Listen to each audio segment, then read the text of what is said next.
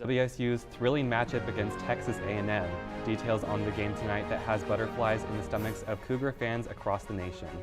And Wazoo Family Weekend is just a couple days away. Some activities the university is holding that you can be a part of, all at the helm today on Murrow News 8. Broadcasting studios on the campus of Washington State University. This is Murrow News 8. Good evening, I'm Alex McCollum. And I'm Riley Fitzgerald. Welcome to Murrow News 8. The WSU men's basketball team is taking on #1 ranked Texas A&M in the NIT semifinals at Madison Square Garden tonight. Our very own reporter Colby Ennebrad is at the stadium in New York City to report on the game right now. We are standing in front of the world's most iconic arena, the Madison Square Garden here in beautiful New York City, where the Cougs are just hours away from tip-off against Texas A&M in the deepest tournament run they've had in a decade. Washington State came into the National Invitation Tournament as a dark horse 4 seed, first stunning the SMU Mustangs in Dallas 75-63, and then routing the BYU Cougars 77-58.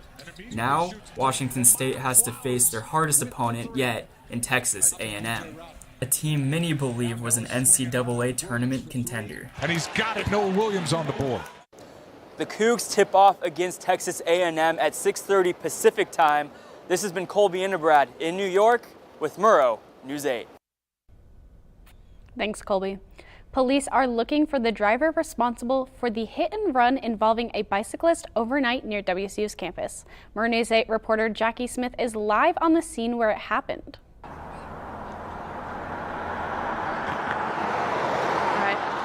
Thank you, Riley. So I'm standing here on the corner of Lake Street and Stadium Way, where last night at around 8:40 p.m., a 24-year-old bicyclist was struck by a blue Subaru Outback. The driver of that station wagon did remain on scene just a little bit before fleeing. There's not a lot of information on this driver and their identification or the license plate, but Pullman PD is interviewing witnesses right now, and they're asking that if you have any of that information to please contact them so they can set something up and they can work on making a felony arrest. As for the bicyclist, he was brought to Pullman Regional Hospital by a friend with substantial injuries, but he was released this morning, which is when he made that report. So again, if you have any information regarding the driver involved in this incident, please contact Pullman PD. Reporting in Pullman, I'm Jackie Smith with Murrow News 8.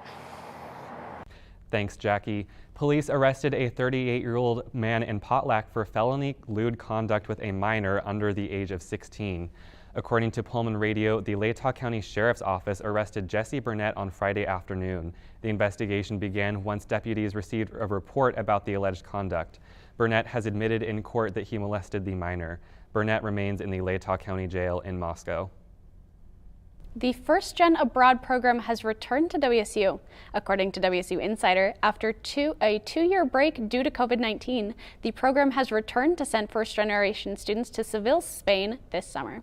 The program is set up to support first-gen students by working with them individually on financial aid and payment options. They also take a one-credit class before the trip to prepare to live in their host countries.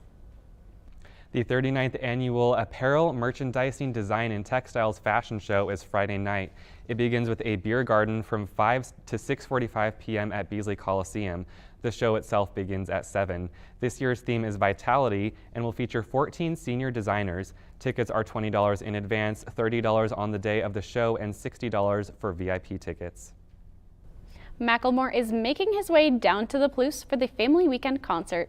The multi-platinum and Grammy award-winning rapper was supposed to perform in 2020 but was unable to due to the COVID-19 pandemic. The show will be at Beasley Coliseum on Saturday, April 2nd at 7:30 p.m.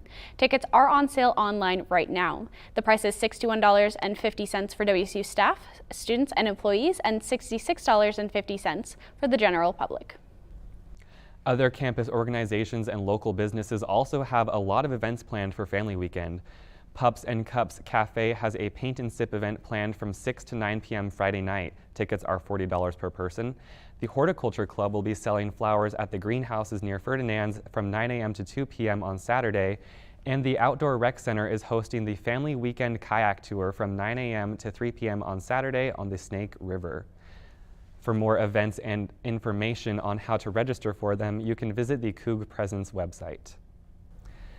Pots of money have been awarded to Potluck, Idaho.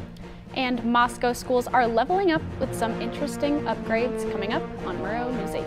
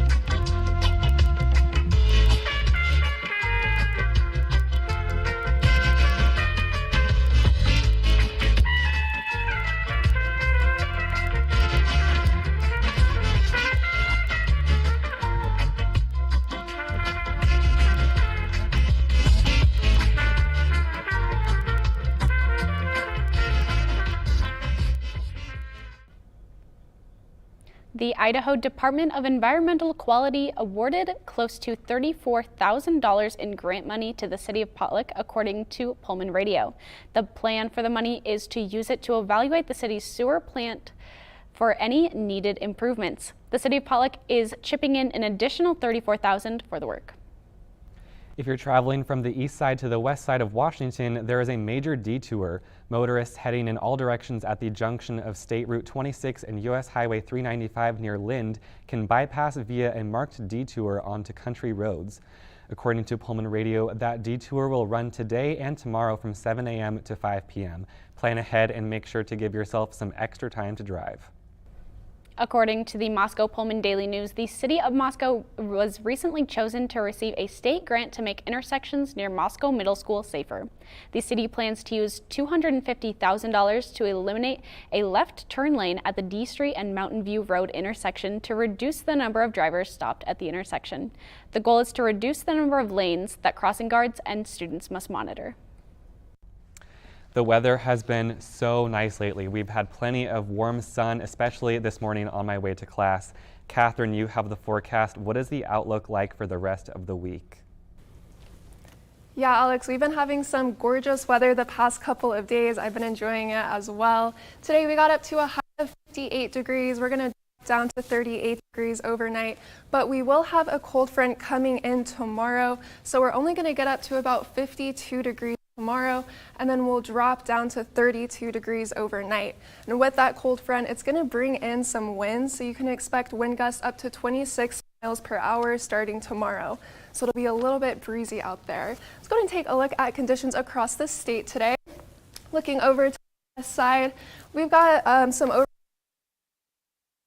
50s, and then looking over to central Washington, some gorgeous weather over there, getting up into the 70s in Yakima and Tri-Cities. And then over here on the east side, sunny weather as well. Spokane got up to 63 degrees today, and then we're just a little bit cooler down here in Pullman. Let's go ahead and take a look at Pullman's extended forecast.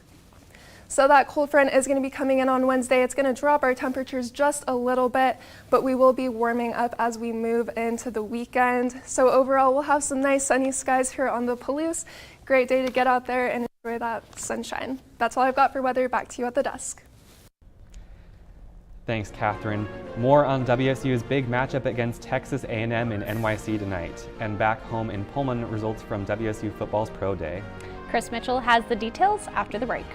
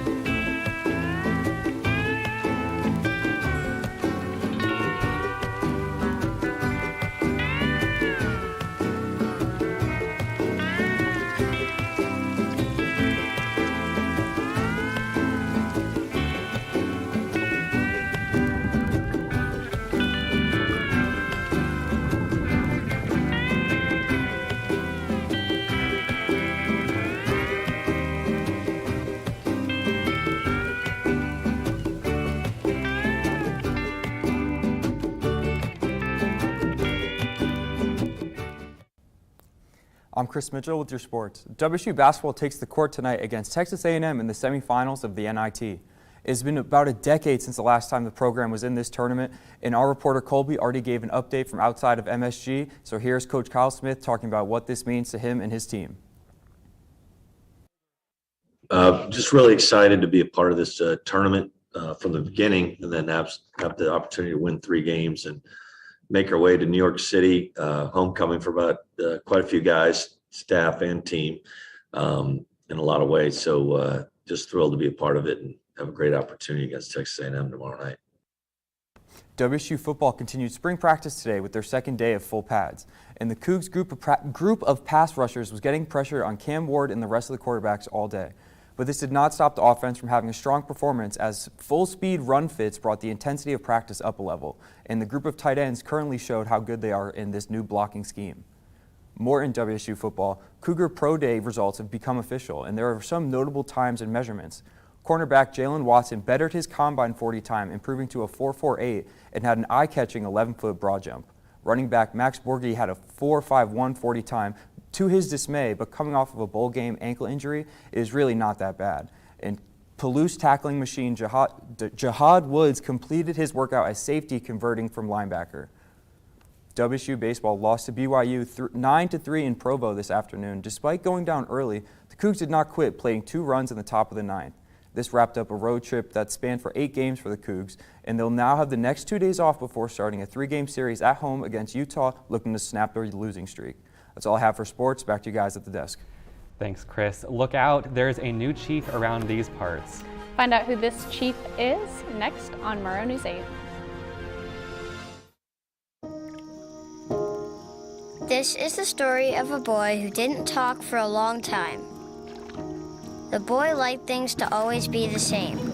Any changes would scare and upset him. The unknown was an unfriendly place. The boy was very sensitive to lights and sounds.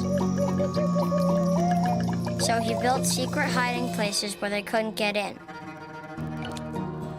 The boy didn't like looking people in the eye. He wasn't trying to be mean, it just made him feel uncomfortable. Sometimes he would flap his arms again and again. One day I found out I have something called autism. My family got me help.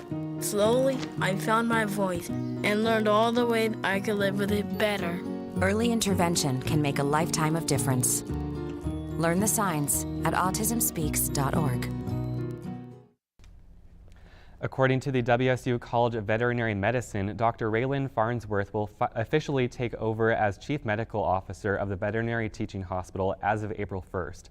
Her appointment makes her the 3rd to lead the hospital, which has become the Pacific Northwest's largest 24/7 veterinary referral center since 1996. Do you have any plans for family weekend, Riley? I do. My family is not coming into town, but I will be running a camera at the Macklemore concert. If anyone's looking to attend, it's going to be so exciting. I will be attending with my mom. We got tickets as soon as they went on sale. Fantastic. Yeah. Oh, I'm excited to see you there. She loves Macklemore so much. Don't we all? Yeah. Thanks for watching. If you missed anything in this or any of our previous newscasts, you can always watch us on our YouTube channel. More news can be found at nwpb.org/MN8, and you can follow us on Facebook, Twitter, Instagram, and TikTok. Have a good night.